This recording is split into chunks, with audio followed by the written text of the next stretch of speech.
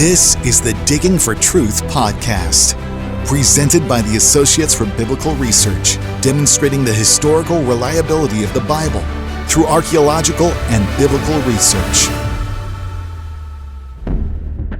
Does the Bible condone slavery? Critics of the Bible like to pick out some passages like this one from Leviticus 25, starting at verse 44. Your male and female slaves are to come from the nations around you. From them you may buy slaves. You may also buy some from the temporary residents living among you as members of their clans born in your country, and they will become your property. You can bequeath them to your children as inherited property and can make them slaves for life, but you must not rule over your fellow Israelites ruthlessly. Here's another few verses from Exodus 20, starting in verse 20. Anyone who beats their male or female slave with a rod must be punished if the slave dies as a direct result. But they're not to be punished if the slave recovers after a day or two, since the slave is their property. Obviously, there's a lot more context around these few selectively chosen verses, and these aren't the only parts of the Bible that talk about slavery. But I'm sure if you're probably like me, you're maybe already starting to feel a little uncomfortable with these verses. But you might think, well, that's from the Old Testament, so that's outdated anyway. Well, the New Testament talks about slavery too, like in Ephesians 6:5. Slaves, obey your earthly masters with respect and fear, and with sincerity of heart, just as you would obey Christ. That's from the NIV, but here's that same verse in a different translation, the ESV. Bondservants, obey your earthly masters with fear and trembling, with a sincere heart, as you would Christ. So there's some nuance and some other things going on, and to talk about it, Henry Smith is here, along with Dr. Josh Kline, returning again. He's a teacher of world history in Western Civ. So, in the Bible, going back to the beginning, there's obviously places where people own slaves. Well, it says slaves. Whether they were more like servants or something else, I'm sure we'll get into. But Abraham had Hagar, and he had Ishmael through Hagar before having Isaac. So I feel like it's a big can of worms we're opening here, but who would like to start? It's not a can of worms. It's a 55-gallon drum of worms. Culturally speaking, in the modern context, I think our conversation is not going to resolve all the issues, but I think we've got to talk about it because it has so many different dimensions to it. Consequences for the modern day and in West in America, we're still living with the consequences of slavery in America, at least. Yeah, and some of the history in the American church. I remember I took a class at when I was a student at Westminster on modern church. It was a required course, and because it's a Presbyterian seminary, I almost said it again, seminary, we had required reading on the Presbyterian church. I didn't know anything about it. And I'm reading about the conflict in the Presbyterian church around the time of the Civil War over the question of slavery and the war itself. Should we get in the war? Should we not? And the church was fractured over the question. And, some people in the church made the argument of, look, the Old Testament effectively endorses this. There's nothing wrong with it in the modern context. We look back at that and it's somewhat horrifying. They tried to base it on biblical argumentation. And I remember reading that the first time. I was like 12 or 13 years ago. I was thinking to myself, my goodness, what a colossal moral error that was. And I wondered if I was living immersed in that context, would I have had the same blind spots? Misapplication of the old to the new covenant, how that applies to a society in the modern day, and how much the power of culture can influence the world we live in, the way we think, and can we identify, no, actually that cultural way of reasoning is actually unbiblical. So it's a very interesting. So that was the first time that I personally was sort of introduced to this, like in a more theological kind of way. So that little backstory for me. Like living now in the 21st century, it was disturbing. Now, the thing that was complicated was, should we go to war was a separate question the church was grappling with, and it split the Presbyterian church and fractured it into several different directions. So anyway, I'm sharing that just as a little anecdotal story of sort of the historical complexity of the issue. So, when we're looking at the Bible, we obviously have reporting of it, narratives that contain it, servants, slaves, depending on the translation, and we have the regulation of it in the Mosaic Law. Yeah, I think that's probably one of the big questions. Well, obviously, like you said, it was mentioned, it was practiced. Abraham and Hagar, Leah's handmaid Zilpah was given to Jacob. But yeah, to have it outlined in Exodus, I have some references here, Exodus 21 and in Deuteronomy 15, and talks a bit even some more in Leviticus. Like, here's when you have slaves, here's how you should treat them. And for the Hebrews, if you have a servant, he'll serve you for 6 years, and then you're supposed to free him on the 7th year. But that was just for Hebrews. That wasn't for, for foreigners, not non-Israelites. Yeah. So what are some things does that bring to mind for you? Yeah, I mean, I one of the things, the historical question that I think we need to wrestle with, and again, we're not going to resolve all this today, but it's important for us to talk about it, is when we read the term in the Old Testament, what does it mean? What is the meaning of the word servant? What does that look like in the ancient culture? Is it slavery in the sense of the way we see it, like North American chattel slavery of the 17th and 18th centuries? Is it the same? Is it analogous? Is it partly analogous? You know what I mean? Are there similarities between them? The institution across the scope of history, and again, the Mosaic Law. What's going on there? Is it a concession by God in a fallen context to regulate a practice that's unideal? And that sounds cold. I don't mean to make it sound cold. Like, I'm just trying to reason through it. Do we ever see an explicit endorsement by the Lord towards this practice? So, I think those are some of the questions. Josh, you want to jump in? I just want to kind of go back to our previous podcast. So I think, like, when we talk about this question, you always have to bring it back to outside of the, because the question is, does the Bible condone slavery? But outside of the biblical worldview, you really can't condemn slavery. Right. Yeah, we go back to the same issue. You go back to that. So you're trying to somehow impugn the Bible using a biblical worldview. Yeah. So you always have to keep that in mind. Like, if the Bible's not true, then there's not a problem with slavery. That's period, stop, end of the discussion, right? I mean, right. You could come up with some humanitarian reason, but then you're back to, like we said, with morality, and it all falls down to the floor. There's no ground to make the argument that the status of the person being enslaved has some intrinsic value. The only place they get intrinsic value is in the biblical worldview. They're made in the image of God, which is what we've... There's numerous moral systems, like a utilitarian system would say, like, hey, if the 99% would benefit from enslaving the 1%, then we should do that. That's the good thing. And we talked about the Roman world, and that's why this issue... people will often say, like, well, this shows moral progress because people used to say slavery was okay, but now we kind of universally recognize that it's not okay. Well, universally in the Judeo-Christian world, but, slavery right now exists as much as, or maybe more perhaps. There's probably more people that are in some form of slavery or another now than there have ever been. And again, it depends on where you're at and what your belief system is, but there are other major world religions where, while politically it might be condemned, within the religion itself, it is condoned.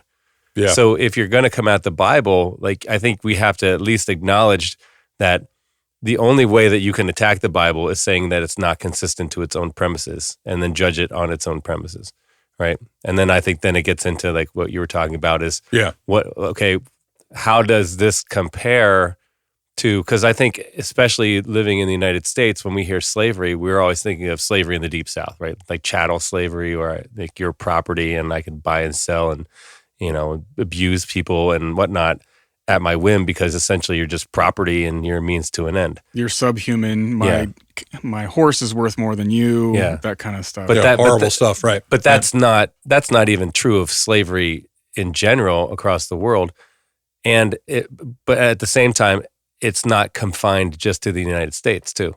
Again, Thomas Sowell writes quite a bit about slavery and brings up some very interesting points about the thriving slave trade in the Middle East that existed for thousands, plus years, where they would routinely get, and it wasn't a racially based slavery either. It was like, hey, we'll snag whoever we can snag.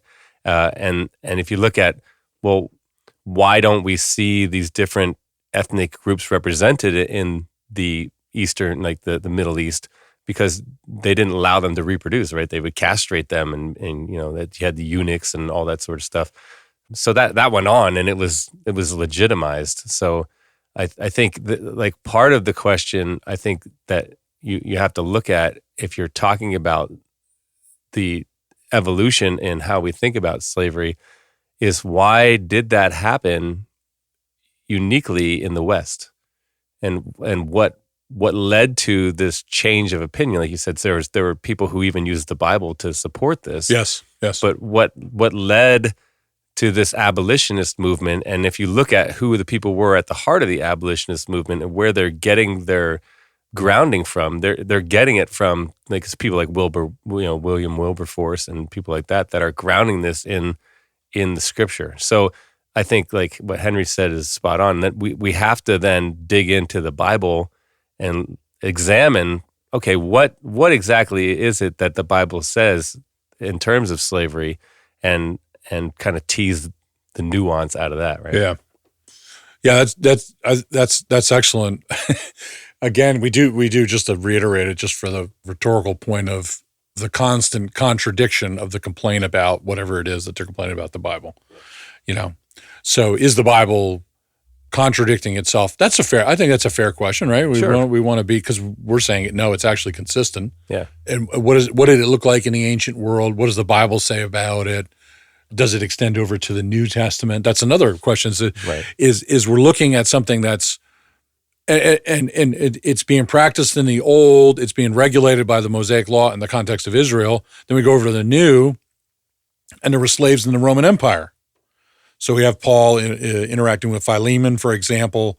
That's another complaint I think that we probably need to address too, is why were Jesus and the apostles not cultural revolutionaries as it related to the question of slavery? Yes. Like, why did they not come out and condemn this practice? At one level, it seems a reasonable question. You do have to look at the mission of the gospel. What is the mission of the gospel? Is to save human souls and sanctify them for the purpose of worshiping God and loving their neighbor. So what's required is not an overturning of institutions at the foundation, but is the changing of the human heart, which would eventually lead to the overturning of institutions. Right. That's the logic of it. If Jesus came trying to overturn Roman slavery, I mean, that's not going to happen unless God just intervenes with mighty supernatural power. But he doesn't choose for his kingdom to come about that way. That's not the sovereign way that he does it. But go ahead and comment on that. I was going to say that, like, what's the point of the gospel? And I think someone said one time, it's spiritual redemption. But spiritual redemption on an individual level, once you reach a critical mass, leads to social reformation. Yes. Right? And that's, I think, even in our current context in America, I think people, we put our faith in politicians to change things, but the only reason that you got the United States of America in the first place was it's coming on the heels of the Great Awakening. Yes. And so if you really want to change the society, you can't just change the laws or, get my candidate in there and then they win. Right. You have to change the hearts of people. And that's what Jesus came to do. And what happened to the Roman Empire, like it was turned upside down by Christianity because of individuals who, were redeemed, reborn, changed their life. Right. And then, Right. You look at even the situation where Paul writes to Philemon, right? About Philemon and that whole situation where he's a brother in Christ. And so if I'm in the Roman world and all of a sudden I recognize that this is the way, like they called it, right? That this is the way to be right with God, and I repent and put my faith and trust in Jesus, and I own slaves, and my slaves are made in the image of Christ and are even believers. Boy, doesn't that throw your world upside down, right? Yeah. Like how could you not make radical changes in your own household first, and then, from there on. So right, the world around you. Yeah, it's kind of, one of the things about, the foundation of this is the spiritual revolution. That's the foundation. You don't get the rest of it without the change of human beings. But we don't see people complaining that, Jesus and the apostles didn't condemn child abandonment and suffocation of infants, Right. which took place all the time throughout the Roman Empire. Nobody's running around saying, waving the finger at the Jesus and the apostles because they didn't mention it explicitly in the New Testament, Right. or condemn it, or any of the other horrific moral realities that were taking place in the Roman Empire. So really, it's in some ways the singling out of an issue. Now, we obviously understand why, because of its relevance to American history, largely in the West and Europe, and in the UK, Western Europe, but particularly in America because it manifested itself differently here. So, I don't want to sound like I'm being dismissive. We need to evaluate the claim or evaluate the argument, but it's a selective argument. Mm-hmm. You could go around picking at that in every way, find a moral sin that's not directly addressed. Arson isn't addressed.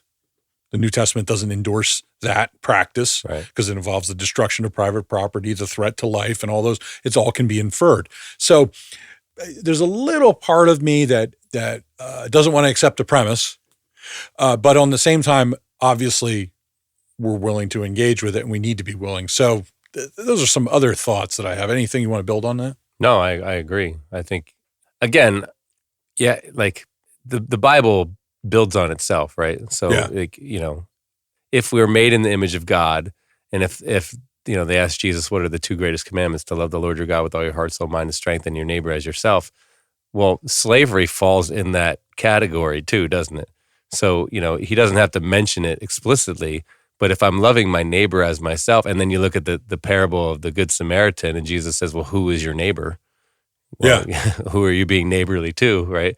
So it's not hard to see if you are reading the New Testament that it's not hard to really come to the conclusion that this probably isn't the way that I should be behaving. Like would Jesus, if he was here right now, would he be in support of this institution?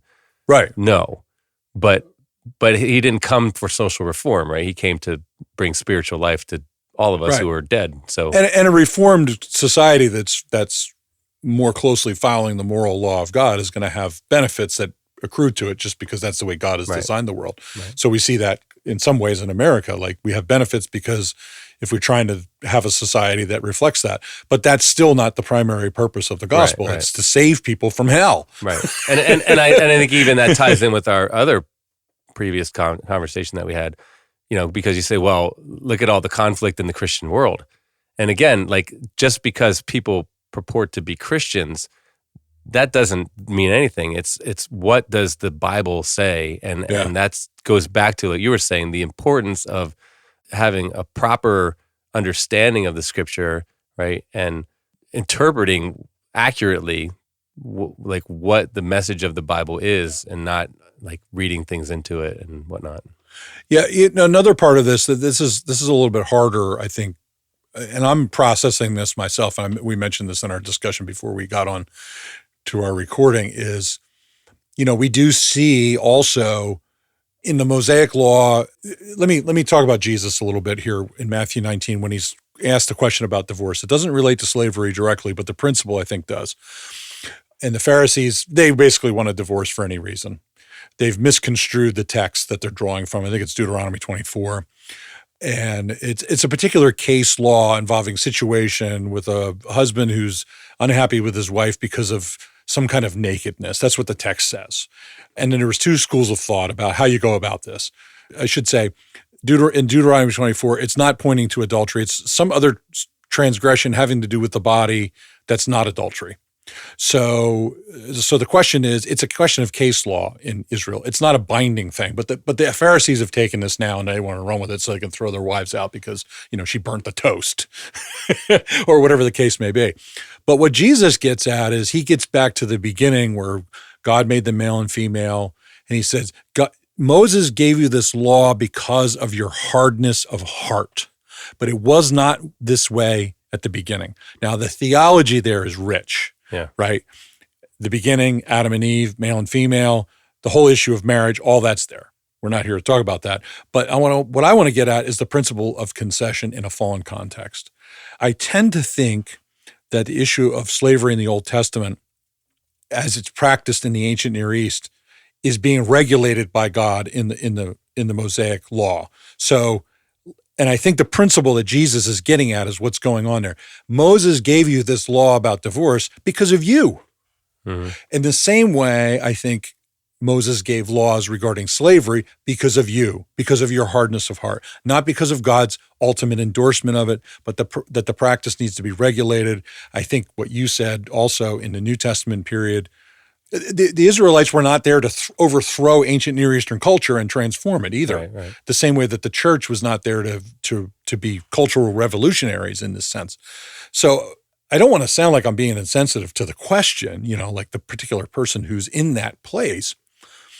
But at the same time, it's the world that God is operating with, a bunch of really wretched sinners that he's dealing with, who are stiff-necked and obstinate, and that includes the people outside of Israel. So anyway, comment on that a little bit. It's interesting. Am I thinking clearly? Does that make sense? I think that's super insightful. And I think it's also interesting. Like if you look in the Old Testament, when God promises to bless the children of Israel when they go into the land, right? And he gives them promises of like having abundant harvests. But what if you read it, it says like when you have an abundance, you're supposed to share with your brother, like your fellow citizen. Yeah. And so when your times are lean, they can share with you.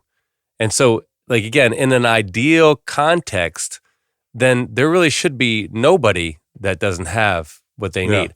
But in the case of the majority of the texts that deal with slavery in the context of Israel and the Old Testament are essentially indentured servitude, right? If you incur a debt that you can't pay off, right, what do you do about that?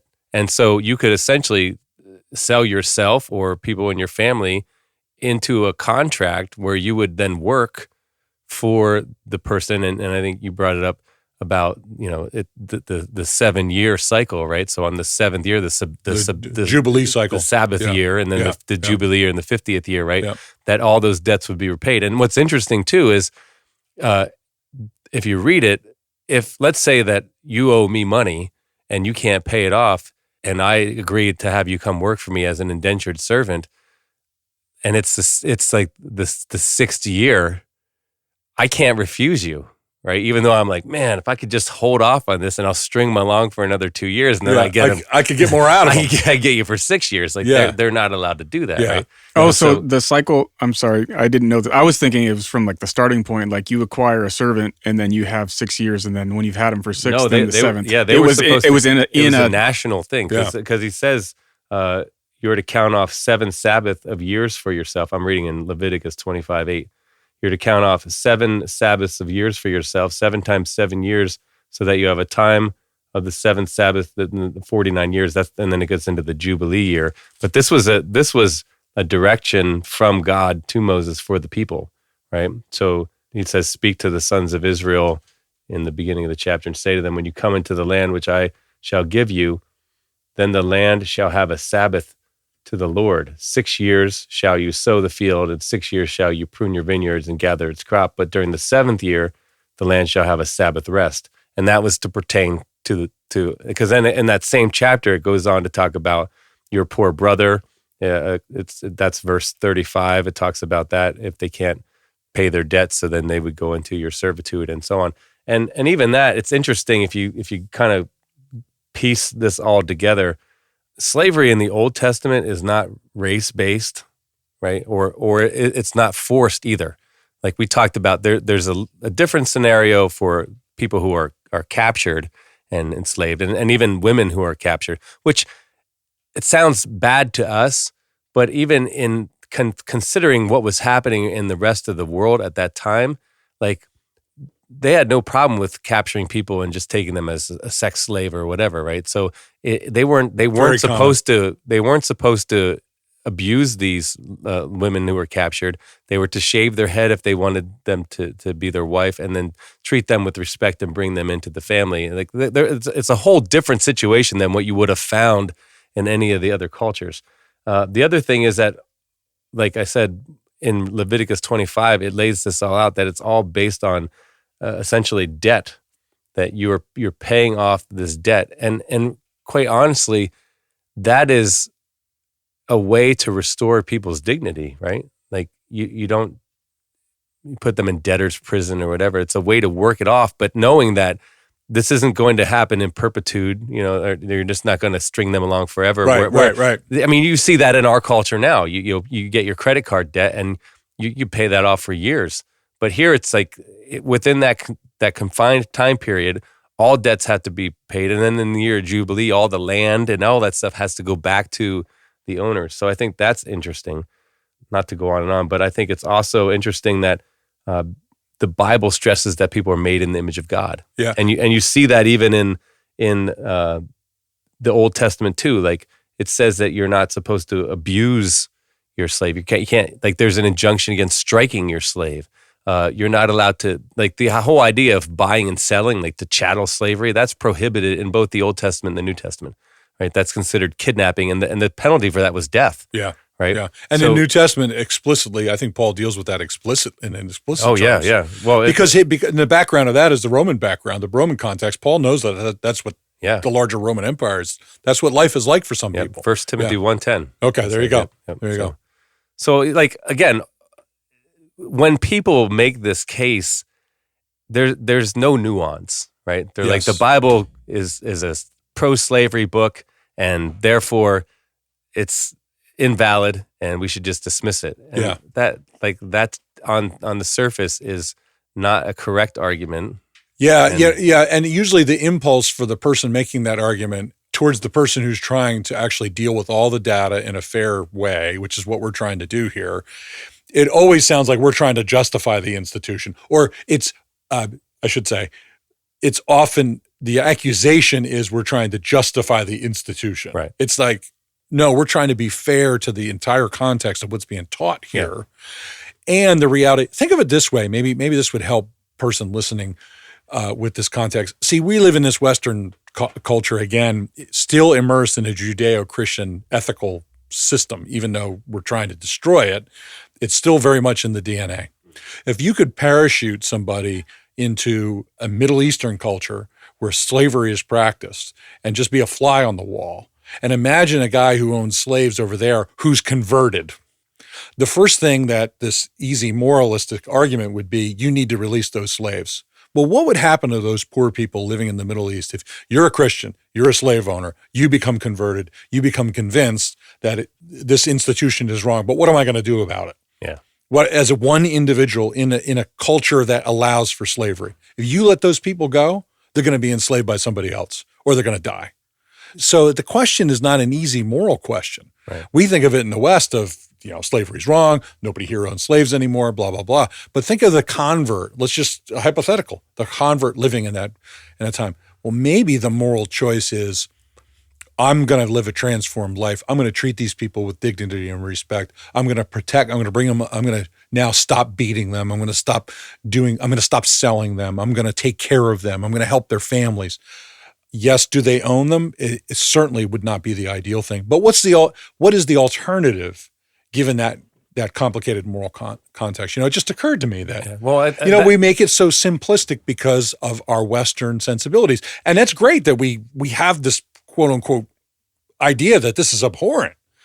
But in the rest of the world, a lot of places, that's not the case. Well, and then the case you just brought up was even the case, I think, for a lot of the founders of this country. That were in the situation was similar in that they recognized slavery to be a moral evil, right? Like this is not a good institution, right? And you're right. You see that in their writings. Yeah, Jefferson, right? I mean, exactly. Washington, these guys recognized that this is bad. It needs to stop. The question is, how do you stop it? Yep. And like you said, you can't just stop it at your house and then. Because, like, if you care about these people as persons, you have to put them in a situation where it's not going to get worse, right? So even that, like, not to switch topics all of a sudden, but even if you look at in the Bible, it talks about if a slave decides to stay with his master, they would pierce their ear to the door, and that was a sign that they wanted to stay. And I think in the case of some of these founders, there were situations where at least it seems that they treated their slaves as if they were wanting to do as good as they could by them. Right. You could say that it sounds terrible because you're like, well, you're a slave, but you didn't just want to unleash somebody in Virginia or Mississippi or something in the early 1800s, because that would have been 10 times worse. They would have no chance, and it goes to my Middle Eastern analogy that I just used. You know what I mean? Like there's an historical context taking place. What is unleashed by, okay, you want to follow some simplistic moral code, let the person go because you don't want to own a slave, okay? What happens to them? Right. So you actually have the power to protect this person. Yeah. So legally on paper, you own them. That's not good. You let them go and be owned by somebody else who's going to abuse them or murder them, or they're going to die because they can't provide for themselves. There's no Kmart or McDonald's or Walmart. Kmart's out of business. Sorry, I dated myself there. There's no welfare system, right? There's no structure in the society to care for them. So it's a very unideal circumstance. But I think we've got to do a better job in the church of pushing back on these cultural arguments and arguments against the Bible, and more broadly, that history is complicated, that people live in really bad, messy, morally complicated circumstances. And, there's difficulties that people are put into that they don't have much choice. We're used to having a lot of choices. Right. We get the luxury of sitting here and doing this and a lot of other things that most people in the history of the world haven't. So I think, without sounding like, I just want to repeat again that, we're okay with this or anything like that, just to make it very clear, we need to be more wise about the complexities of all it, which is to your point. Yeah. So go ahead. Well, piggyback on that. And in Deuteronomy 23, start at verse 14, it says, "Since the Lord your God walks in the midst of your camp to deliver you and to defeat the enemies before you, therefore your camp must be holy, and he must not see anything indecent among you, or he will turn away from you." And then it says, verse 15, "You shall not hand over to his master a slave who has escaped from his master to you. He shall live with you in your midst, in the place which he shall choose in one of your towns, where it pleases him. You shall not mistreat him." So again, that's not the verse that people have in mind when they're trying to condemn the Bible as being a pro-slavery document. So that's a runaway slave. A runaway slave who's been captured by who's come into the possession or owner authority of another. He's fled to another person in Israel, so another Jewish person. He is not to release him back to that previous. Not to turn him back. So again, you would say, well, wait a minute, why would this person run away? If it's in a situation of indentured servitude, you would think, well, you would stay. But if they're mistreating him, because again, there's a strict injunction against not mistreating these people, right? And so, again, the vision of this that's laid out in the Bible is, and again, like you said, not that this is a condoning of slavery by any means, but because of the fallenness of man and because of these problems that we create. I mean, the verses that come right after that are talking about that you're not supposed to charge interest to your countrymen. Yeah, good luck with that, right? Try that in the United States too, right?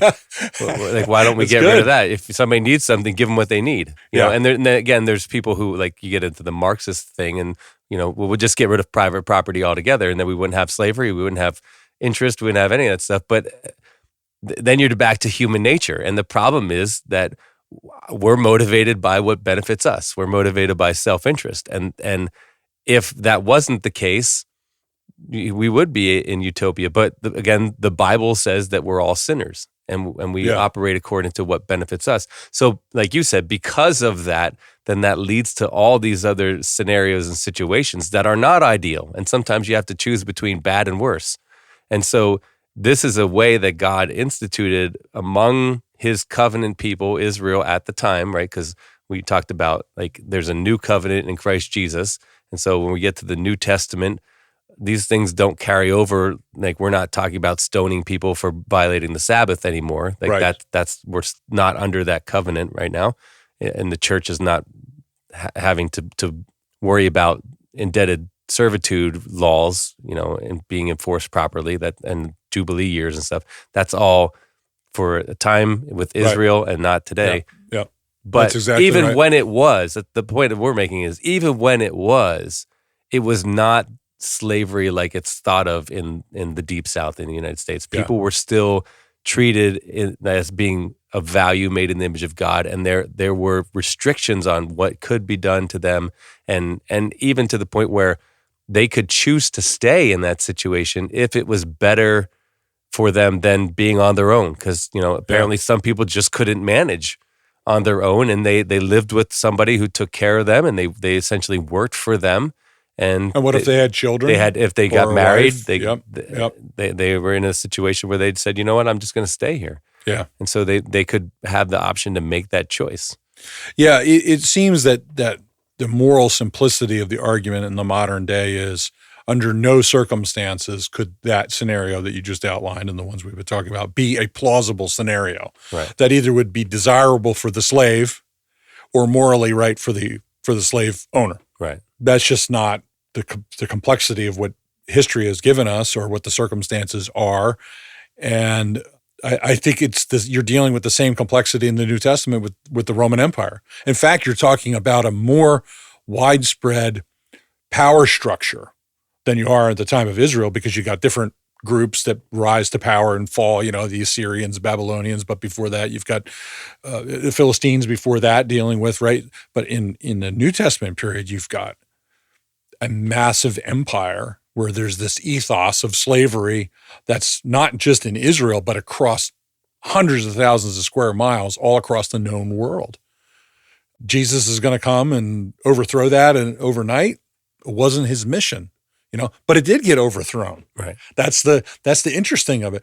I think it's forgetting the working out of the purposes of God in the context of history, multi-generationally, over 2,000 years, that we're sitting here. A person sitting in Israel in the first century, hearing the way that we're talking about slavery, would be like we would be speaking gibberish as if we were from Mars. Right. And I think that we forget that in the modern day as Westerners, that is largely forgotten. It would be incomprehensible that we would be having this conversation about slavery. Right. Or even in a Hindu culture, right? I mean, if you are born into a lower caste, that's your karmic duty. Like you've earned that position, and hopefully your next life is better. But I'm under no obligation to help you or to do anything to change your situation, because that's the situation that you're born into. And that's just the way that it is. Yeah. And ultimately all reality is not really real anyway, right? Life's an illusion. So that I think you keep saying it correctly. Like we look at things and we're so saturated with the Judeo-Christian worldview that we just take it as a given that this is the case, and therefore we have moral clarity. And that's not the case. Yeah. It is not. I mean, if you take the biblical worldview away, and that's why I go back to Islam. Like Muhammad owned slaves, and he owned sex slaves, and he gave them to like Ali, one of his son-in-laws, like was given a sex slave after they won one of the battles, and that was condoned by Muhammad. And in fact, he traded an Arab slave for 2 Ethiopian slaves because they weren't of as much value. And that, like, people might not like that, but that's what the text says. That's word for word from the hadith. So Right. It was never a problem in the Islamic world until they were interacting with the West, right? It was never. And then we push on them because they want to deal business with us. They want to have the benefits of our economic prosperity. Right. So they begin to make concessions, right? From their own. That's where you had the Barbary Wars and how we got the U.S. Navy, because they were they kidnapped some of our Right. sailors over in the Right. Mediterranean. So, like, again, just not that we don't agree that slavery is not correct and it is bad and we should not do that. But the only way that we come to that conclusion is from a biblical conclusion, where Again. you're saying that we are made in the image of God. And that's why it says in Luke 14 that Jesus came to set the captive free, right? Yeah. Luke 4:16 is the verse, I think. Oh, in the synagogue at Nazareth. Yeah, he came to set the captive free. Yeah. And so, Isaiah like we said 62. before, like all of this social transformation comes after the spiritual redemption. And so you don't have transformation come first. Yeah, without the spiritual redemption. Something you brought up earlier, quite a while ago, was this Good Samaritan. And it occurred to me that there is an analogy here. I mean, we all know what Jesus is doing there in the story with the Good Samaritan is revolutionary in terms of the radical, life-changing reality of the gospel when somebody gets saved. You will have the disposition to do that. Now, the Jews viewed them as anathema, right? We all know the background of that. Now, let's just replace Samaritan, which is sort of a religious, ethnic bigotry, and let's just put lower-class slave in that category. Does not the same principle extend in interpersonal relations to that? It really extends to any relationship where you view another human being as somewhat being inferior to you for whatever purpose, right? He's obviously using the Samaritan because it's in the middle of a context where everybody would understand what he meant. But if you really think about it, it's not just about some guy laying on the side of the road. Right. That's almost incidental. The way that he cares for him, he's a Samaritan. Yeah. And you plug in, he's a slave. He's an X, Y, or Z. The gospel will transform you in such a way that you will know that it's your duty and obligation to care for that person. Right. And it extends to slave owners, which is what we see with Paul in the letter to Philemon. I mean, that's what we see there, right? So, and even the context of that parable was, he was asked, "Who is your neighbor?" He's like, "Well, let me tell you a story." Right? By the way, I got my reference wrong again. It was Luke 4:18. I just looked it up. So 4:18. People are listening to this, like, this guy keeps giving us the wrong verses. Yeah. Yeah. I always love, speaking of ethnicity, I think if you read that context very carefully, Luke 4, the stories in the Old Testament that Jesus brings up have to do with Gentiles. Mm-hmm. And so what's he doing? He's saying the kingdom of God is not just for you, it's for Gentiles. And it's in part of that context that they become enraged with him and try to throw him off the cliff. Yeah. My reading of that is it's not just his messianic claim. I think it's their parochial attitude about themselves and their hatred of the Gentiles, partly because of the Roman Empire. And because he talks about Naaman the Syrian in that context. Like, weren't there lepers in Israel? Were there lepers? He didn't heal any of them. Yep. Right? So what's going on there is something deeper. It's these prejudices that human beings have and the care for them. But again, all of that is predicated on image of God, Genesis 1 and 2. So it's really fascinating. Right. And he pokes right in their eyeballs with that. That's one of the reasons why they become so enraged with him, I think. And remember, Israel it's not that Israel was chosen to exclude the rest of the nations, right? They were chosen to be a light to the nations. I mean, it's right, and it's right there in the promise to Abraham. I mean, in Isaiah, the light to the Gentiles, right? And so you take all these ordinances that God gave to them, like that should have been an example to the nations of how they should have conducted themselves, right? Yeah, that's good.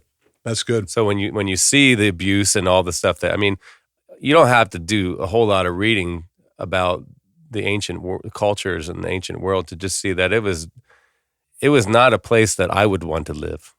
Like I would not want to, if I given the choice, as terrible as people say the United States is today, no, thank you. I would not want to go live in, the ancient near Middle East. Like, no, not. It was a brutal, rough world. It really was. So I want to bridge back to a thought, if you don't mind me doing this, because we also forget that, like with the American founding, that old context that you're talking about, the old world, right, Yeah. is really still prevalent at the time of the American founding. The idea of abolishing slavery was absolutely radical. Yeah.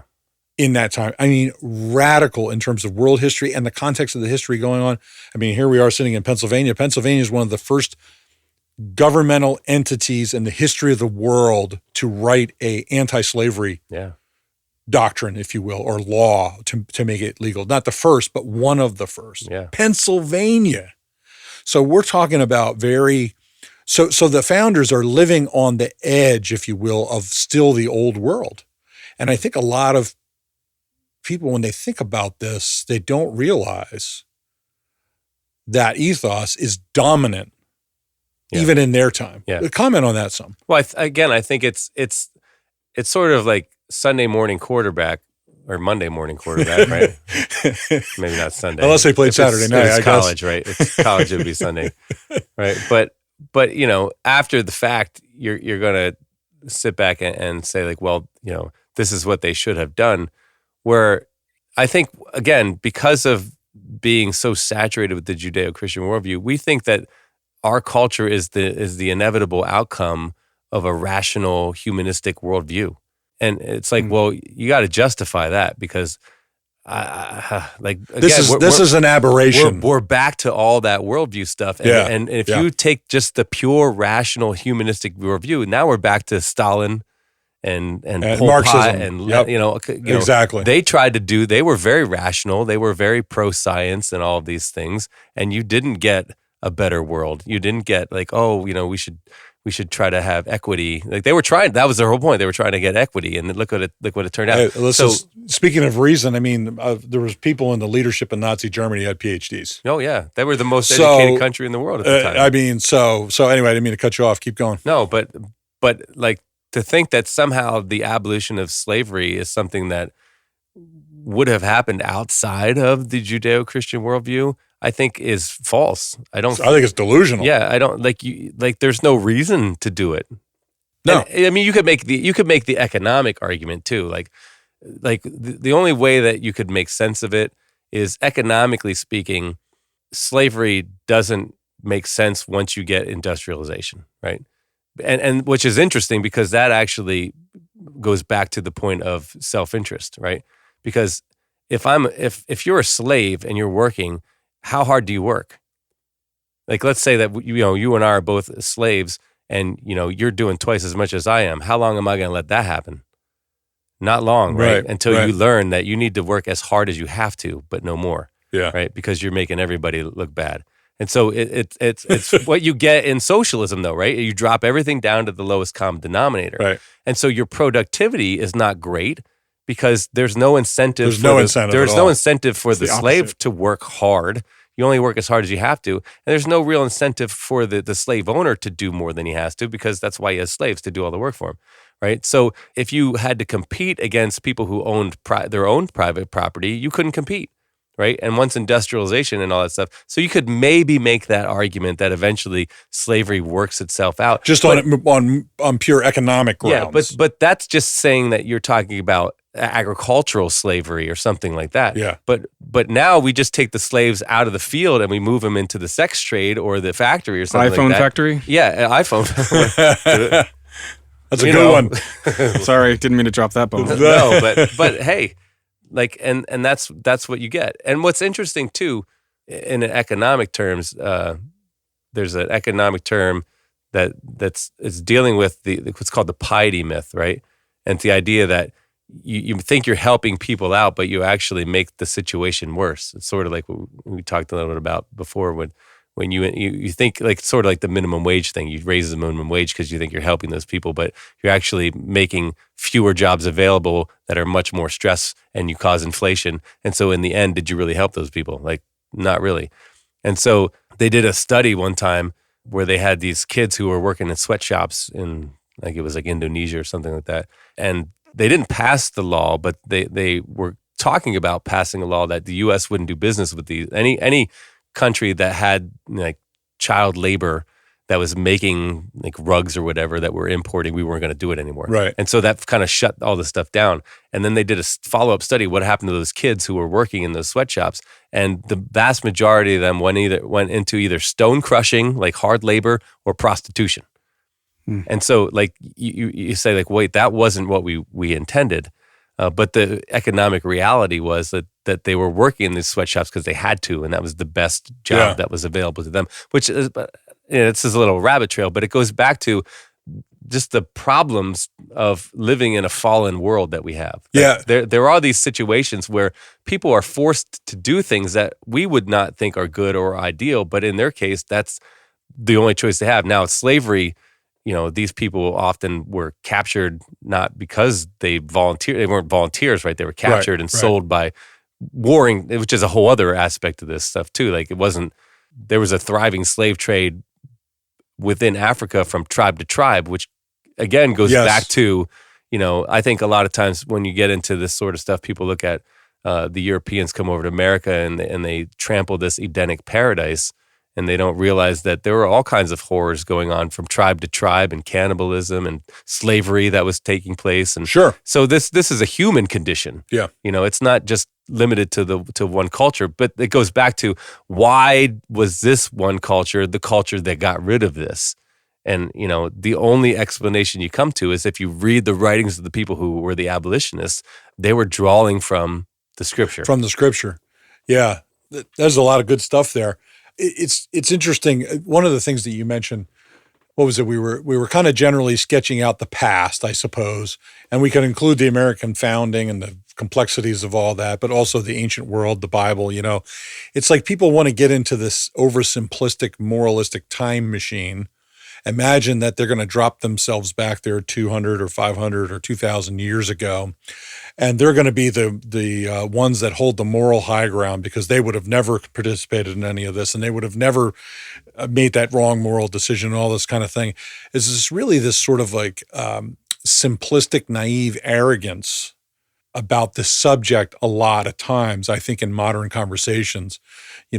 It's great to imagine yourself as the one having moral perfection when you imagine yourself going back to the past, when you actually never have to do that. Right. You could just sit behind your keyboard and write blogs and, write for the Washington Post or whatever. You'll be on the right side of history. Right? You would have been on the right side of history. Yeah. It's like Jordan Peterson's argument. If you were living in Nazi Germany, the chances are 99% you would have been a criminal too. And he drops that bomb on people sometimes, and so many people, like the serious Christian, who understands the nature of the fall of man and what we actually are without Christ, actually thinks on that statement. I've thought on that statement. But people living in the modern day think, no, I would have been the hero. I would have been Bonhoeffer. Yeah. No, likely you wouldn't have, and neither would have I. And so it's really because of self-interest. Yeah. That's the motivating principle. Yeah, that's right. Survival, you do what's in your own interest. Not a moral conviction that runs so deep. Now, it's not to say that it's interesting in Common Grace. You have somebody like Oscar Schindler who's sort of like shifted and wasn't a Christian. Yeah. So, there's complexities in human makeup and what God does to certain people, even when they're not saved. But his impulse was still image. Yeah. Right? The things he witnessed, something happened to his soul that propelled him to do what he did to save the 6,000 Jews that he saved. But the point of that is, my bigger point is, I find it just very infuriating and frustrating the way that modern culture, we just oversimplify these things so terribly. And with this moral arrogance, are people not 100 years from now going to look back on what we're doing in our culture today and cast the same kind of aspersions and judgments on us? I don't, maybe they'll do that, but I don't want to do that to people of the past, because I guess I think, well, I don't want people in the future to do it to us, although they're going to anyway. They're going to do the same thing. So I think people in the church, their responsibility needs to be very careful with these kind of things. Don't buy into these oversimplistic arguments. Test everything. Test everything, as Paul says. Yeah. So anyway, Well, and I Piggyback on that if you want. I think it goes, we keep circling back around to the beginning, right? Not to use that term, but it's a consistent system of thought. Like you the Christian gospel. You can't make the case that I have the moral high ground if there isn't an objective morality, right? Yep. You can't there make you the go. case. You've done it again. You can't make the case that the Bible's, if there's no such thing as truth and we're all postmodern, then what are you even arguing about? Right. If there is no such thing as supernatural, then reason's not possible. Like there's 50 arguments that you could make against even raising the question in the first place, right? So in order to raise the question, you've already conceded that there is an objective truth, right? You've already conceded that there is such thing as truth. There's objective morality. There's such a thing as truth. That there is some supernatural. Morality, like we said, is not. It's not composed of matter. It's metaphysical, something that we don't really understand. It's the same thing with consciousness. Like all these factors play into this. So you can't just cast them aside and be like, the Bible is a slave document, pro-slavery document, and therefore, I'm going to throw it away and get rid of Christianity. Like that's just not an argument that any reasonable person can make. Even though a lot of people who are very well educated make that argument, it's an argument that can't be substantiated, right? Yep. Like there's no legs for it to stand on. No legs for it to stand on. I think that's where we started. What do you think, Luke? You think it's a good place to end? Yeah, don't own slaves, people. Don't. Yes. Yeah. Hey, it's wrong because God made people in his image. And he said the truth will make you free. And that's exactly so right. That's what Jesus came to do. All right. Well, gentlemen, it's been a joy. Thank you. Thank you. Well, I guess you could say we were digging for some truth today. Not an easy topic to talk about, but thanks for listening, and thanks to Dr. Josh Kline for being here too. Until next time. Digging for Truth is a presentation of the Associates for Biblical Research. To find out more about ABR, just go to BibleArchaeology.org.